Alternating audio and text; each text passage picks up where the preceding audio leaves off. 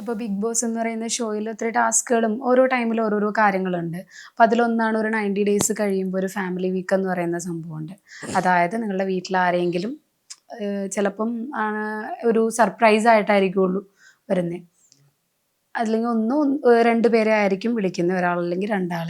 അപ്പോൾ ആ ഒരു ടൈമിൽ ഇപ്പോൾ ചേച്ചിക്ക് മക്കളുണ്ട്, അല്ലാതെ എല്ലാവരും ഇല്ലേ, അപ്പോൾ അതിൽ നിന്ന് ആരെയായിരിക്കും ആ രണ്ടുപേരായിട്ട് ചൂസ് ചെയ്യുന്നത്? അങ്ങനെ വരുവാണെങ്കിൽ കിച്ചു, ഋതപ്പൻ കിച്ചു അവർ തന്നെയാണ്.